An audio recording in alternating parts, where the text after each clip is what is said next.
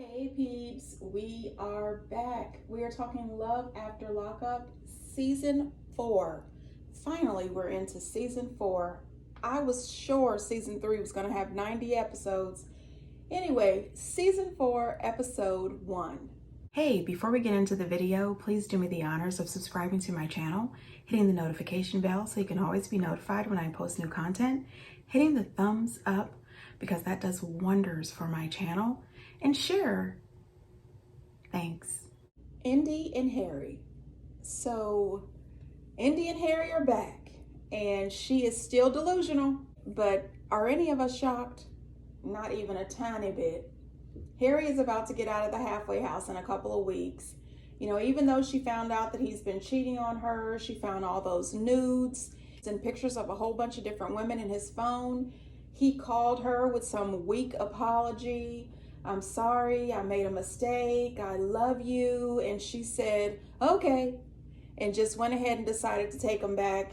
You know, she keeps bringing up over and over and over that she's his spiritual wife. And not one time have we heard Harry refer to her as his spiritual wife or himself as her spiritual husband. And she's setting herself up for a major failure. She says that she's going to have regrets if she doesn't go to Ohio. I think the regrets will be worse if you go to Ohio. I don't think it's a good idea for her to uproot her daughter to move to Ohio for a man that she has only known in prison. Personally, I would have left my daughter with my mom or my sister if it was an option. As a matter of fact, my family would have made it an option. This baby is not going anywhere until we know what is really going on. I believe she said that Harry's been in jail since he was 17. He is not ready. I don't think that anybody who's been in jail since they were 17 is ready to come right out of prison and be someone's husband and father. I just don't think that's about to happen. She goes to Harry's sister's house in Cleveland, Ohio to live with his sister. And as soon as she gets there, right after the pleasantries, girl, I noticed you got a haircut. His sister puts the rules up right then. And she tells her up front, how long y'all gonna be here? She's not here for the best. Harry's mom said that Puerto Rican ladies, they prefer a man to chase them. They don't chase a man. They are really confused by Indy. His sister tells her that she needs to stop living her life through this psychic and she needs to start making her own life choices, as well as stop having your daughter call him Poppy Daddy. She said, you don't know what's going to happen and you have this baby attached to him and he may get out and decide that he doesn't want to be with you. These are all things that her own mom has been telling her. She believes that when he gets out of jail, if they live together and she's providing him with sex, their life will be perfect. Let me tell you something. You could give the man the best sex he's ever had in his life. That does not mean that he will not cheat on you. That also does not mean that your life is going to be perfect. There are married couples that have been together for 30, 40, 50 years, and they will tell you their marriage is not perfect. They have to work at it. And I just think that Indy is gullible. Her head is really in the clouds. And it's quite sad because she's almost 30 years old. But I'm going to tell you one thing. Harry's sisters, they are straight no chasers. They do not fool around. His sister let her know she needs to get a job. Harry needs to get a job. They are not going to stay at her house fooling around. If you're going to be at her house, you're going to follow her rules. You're going to get a job and get out of her place. And I don't blame her. I appreciate her putting the rules up right up front. Kind of sad though, because it seems as if his whole family thinks that she's an idiot. And I hate to say it, but something is not right. Her elevator does not go all the way up to the top floor. You cannot just pick up your child, move her to a whole nother place with all these people that she does not know for a relationship. I mean, and not even have your own place in your own apartment yet. It's just no planning. It's failure to launch, if you ask me. She makes a comment that people don't understand unconditional love and get all upset and want to leave people for cheating. You know, I agree with her sister when her sister tells her, you let him get off easy. When you let a man do dirt to you and then you just accept his apology and let him get away with it, he knows that he can continue to do it. And it's not that people don't understand unconditional love. Everybody wants unconditional love. That's great. What we don't want is for someone to continue to mistreat us and we just accept it and act as if we're complete oblivious to it. That's what we don't want, Andy. Taylor and Chance. Chance has gone to jail for bank robbery. I guess he robbed a bank that was inside of a grocery store, and he's been in prison for the last 8 years. She says that she met him when she was visiting her ex-boyfriend who was in jail. And then when Chance started to call her house to speak to her ex-boyfriend, they developed this friendship that turned into a relationship, which just sounds a little too much for me, but... Oh, my Lord. I guess, well, I don't judge. To each his own. I guess every garbage can has its lid, but... Oh! Chance told her that he's related to Brad Pitt, and I believe that she thinks that's true. She comes off as a little ditzy to me. I get a whole lot of red flags with her and him. The fact that she's this young mother of 3 little girls and she's willing to move this guy in with her and her 3 daughters really upset me. She currently lives with her sister. Her sister has gone to jail before, so she says that she understands how inmates think. And she says that she's talked to people while she was in prison as well. And when she got out of prison, she really just didn't like them anymore and didn't want anything to do with them. So she's concerned that her sister is about to be hurt. She brings up how Chance will continue to call her over and over and over again if she doesn't answer the phone. And then if she still doesn't answer, he'll have someone else call her until she answers the phone. And I said, that is a huge red flag for me. This dude is controlling and possessive. And I can't imagine having 3 small children and bringing this man into your home. It just seems dangerous and unsafe in my opinion. She's in the car with her children. Her 5-year-old daughter says that she wants to go to prison with Chance. Her response to her daughter is, "Oh no, you can't go to jail now. You're too young to go to jail." And I'm thinking, oh, what? I would never have said that. I would have explained to her that jail is a bad place and you don't ever want to end up in jail. Truth is, I would never want to have this conversation with my 5-year-old. My 5-year-old does not need to know about jail yet. They're on the phone and he's already talking to her about the sex, and her children are there. They're on speakerphone. I thought that was a little disrespectful because he knows those kids are there. Then he starts to tell her about putting her sister in the garage when he moves there. We're just going to move your sister in the garage or put your sister out. How the hell is somebody that you don't have a pot to piss in or a window to throw it out of? You haven't paid not one bill. Dude, you are still having to ask permission to get out of your cell. How the hell are you going to tell me where my sister has to go? That is a no-go. And she is acting as if this is going to be a tough situation for her. This is a tough decision. What is she going to do? No, that's not tough at all. A good sister would tell him, bye. You are not going to put my sister out. I don't give a damn. I just think that she's making a huge mistake. This man has not even gotten out of jail yet, and he is already telling you how to run your household and what you're going to do and questioning you about answering your phone. This is a mistake. It really is. I think that she needs to consider her children first and her sister second and get rid of this guy. Already, he's a problem. She just comes off to me as immature and very gullible. I am wishing her and her daughters the best. I think she's going to learn as soon as he gets out of jail that this guy is not who she thinks he is. Lacey and Antoine.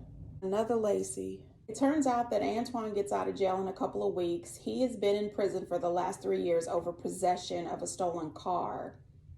She was introduced to him by his mom. The crazy thing is when she met him, she had been married for 20 years and she divorced her husband so that she could marry Antoine. I said, wait a minute. Wait a minute. She is 38 and he is 27. You divorce your husband of 20 years to marry this guy. It's too much, too much. She says that she's always gotten along with his mother. They've always been friends, but now that they're in a relationship, his mom is not too happy about it, I guess. She says that his mom has been drinking very heavily. She's got a problem with alcohol, and she doesn't think that as long as she's with him, their relationship will actually work out as far as her being friends with his mom. She also mentions that he has never had a real job or been in a real relationship. This lady has a career in her own home. It doesn't make sense to me. What is so great about this guy that you would be willing to, one, divorce your husband, two, invest in a serious relationship with this man? It seems odd to me. You know, she's talking to him on the phone. He makes comments that when he gets home, he wants to hang out with his homegirls and his homies. And I thought already he wants to go back to his old crew, his old friends. He's too young. Instead of him saying, when I get home, I want to hit the ground running, try to find me a job, maybe take some college courses at the local community college, you know, try to do something. He just wants to hang out with his friends, smoke weed, and have the sex. That is a bad sign for me. Another thing that is a weird sign for me too is she clearly doesn't trust him. She writes him a letter pretending to be some girl who is interested in him in the hopes of him not responding to the girl's letter. Listen, if you're going to do something like catfish your boyfriend by mail, I hope that you have your big girl panties on when he replies, because I believe he will reply and her feelings are going to be hurt. She thinks that she's going to, you know, make some rules for him when he gets home and he's going to follow all the rules. He's just going to be this law-abiding citizen. And I'm telling you right now, if he can't follow the rules in prison, the reason his release date keeps getting pushed back, he's not going to follow the rules at your house either, girl. I was also wondering, when she wrote him that letter, I was wondering, has she never wrote him letters in prison before? Because wouldn't he just recognize her handwriting? I don't know. Anyway, I don't see this relationship working out. Kevin and Tiffany. Now, I'm going to tell you right now, Kevin is out of his daggone mind. I think that Kevin is the problem. I didn't realize how short he was until he was out on a date with another lady that is not his girlfriend. I think her name was Lindsay. I'm not sure, but Tiffany is still in jail. He met her on Facebook and she ended up getting into trouble and going to jail. She went to jail for on possession charges. He says that he definitely wants to build a life with her. But my thing is if you definitely want to build a life with her, what are you doing out on a date with this other really pretty girl? And why do you have your ex-girlfriend calling you 24/7? And why did you mention that you and your ex-girlfriend were friends with benefits? And it also seems as if the ex-girlfriend has no idea that you are friends with benefits. She believes that they are still in a relationship and she has no idea about Tiffany. She doesn't know who Tiffany is and that Tiffany is on her way home. By home, I mean on her way moving into Kevin's house. Now here's the thing. Kevin has a son who is more mature than his dad will ever be. He tells his dad that you have got to stop having sex with Kayla. You need to cut her off, block her, stop having communication with her, because what's going to happen is Kayla is going to start problems and Tiffany could end up back in jail. He also asked his dad, are you sure that you can be a one-woman man? Because so far you have not been able to do that. He also reminded his dad about the cracked door at their house. He says that door is still cracked from the time Kayla tried to bust in here before. Kayla turns out to be absolutely nuts. Now, she shows up at his house because he's not answering her phone calls. He's in the middle of talking with production when she is ringing his doorbell off the hook. And let me tell you something. That girl called him the N-word. And I said, now, Love After Lockup people, you have some problems. Last season during Lockup, Gabby used the N-word. And now this girl is using the N-word. Listen, WeTV, you guys have got to get a handle on this situation. This is getting out of control here. Well, Kayla shows up and she is not afraid of anybody. Her and her two-toned car, she shows up. She's ready to whoop little Kevin. Okay, she's going to beat him up. He's backing up quite a bit because I think he's afraid of Kayla. Kayla looks like she could put a hurting on him. She is not only yelling at him, she's yelling at production that they need to tell her what's going on. What's going on? I mean, he threatened to call the police if she didn't seem to care. I'm telling you right now, Tiffany should try to go somewhere else. She has no idea about Hurricane Kayla, and Kayla has no idea about Tiffany. But I'm telling you right now, if I was Tiffany, as soon as I found out about Kayla, I would try to get paroled somewhere else. Kevin is full of games, and he is the problem. Rick and Ray Dean. Now, honey, listen, Rick is too much. He reminds me of Stan. He says that he slept with over 300 women, but I think that's all lies. It really is. You know, he says that he has sent Ray Dean $10,000 while she was in jail, and I don't know if that's true, but if it is true, I'm a little bit upset with him because he should have spent some of that money having some dental work, maybe even some Zoom bleaching. Come on now, Rick. Rick also pulled out his business for the WeTV cameras, and you know what, WeTV, we don't want it. We didn't ask for it, and it's quite disgusting. Turns out that Ray Dean, she was sentenced to 10 years in jail for drugs, but she's only been in there for 5 years, and she's getting out in a couple of days. You know, he tells us that he met her when he was 40 and she was 18 or 19. And I said, you know, that's something else I didn't need to know. I couldn't imagine my 18-year-old or 19-year-old daughter messing around with Rick. Oh, that would irritate me. Anyway, his friends are concerned about him. You know, it turns out that he's a former heroin addict, and he's now in this relationship with this young girl who was also a meth addict before she went to jail. So, you know, they don't think it's going to work out. They think that she's possibly using Rick. And I said, well, you know what? I think Rick is possibly using her too. Rick is giving pervert vibes, and I'm not feeling this relationship. I think that she's going to get out of jail. She's going to hang on to Rick for just a little bit, but then she's going to find her a nice young man and move on with her life. Kayla and Martell. Now, honey, listen, Kayla says that she has been dating Martell since 2006, and they've been together for 13 long years. I'm going to tell you right now, you don't date somebody in jail for 13 years. You just don't. She says that she has moved from her family and all of her friends in Pittsburgh to the ATL for this guy. I don't agree with it. You do not uproot your entire life for some guy that has been in jail for the last 13 years.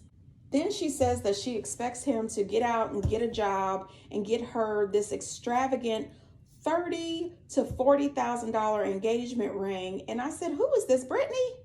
Kayla, honey, listen, girl, you are getting ready to have a rude awakening. What legal job is this man about to get fresh out of jail that he could afford to buy you a $40,000 engagement ring? Honey, listen, unless he is back to slanging, you are not about to get a $40,000 ring. You are delusional. And you cannot date somebody in prison for 13 years. You are not his girlfriend. You are his pen pal. I just can't imagine dating somebody in jail for 13 years. I mean, I could never. And then the fact that he told her that he wanted her not to have sex with anybody for the whole 13 years. Oh my Lord. I'm going to tell you right now, I would probably make it 3 months. After that, dude, I busted it down for somebody else. I am not doing this. I am not waiting for you for 13 years. And when production asked her, when's the last time she had sex, she just didn't respond. Girl, we know you have not been waiting for Martell. And then she makes this comment that when she picks him up, she's going to be ovulating and they're going to just have, raw sex without protection. And I said, oh, girl, hell no. There is no way we are busting anything raw after he has been in jail for 13 years. Now, I'm not saying anything, but I'm saying something. That is a no-go. That is a no-go. Girl, listen, let me tell you right now, pack up all your bags, okay? And go on back home to your family, because that's how this relationship is going to end up. This man is not for the right things. Something is not going to be right with any of these relationships. I'm telling you right now, my prediction is that all of these relationships are going to break up, except for maybe Indy and Harry. And the only reason why I say except for maybe Indy and Harry is because Indy's willing to accept anything. she's willing to take his, I'm sorry, I made a mistake. That's the only reason why. I'm just saying, I think this season is going to be very interesting. I'm excited to see what happens. Anyway, you guys, get down in the comments and let me know what you think. And until next time, bye.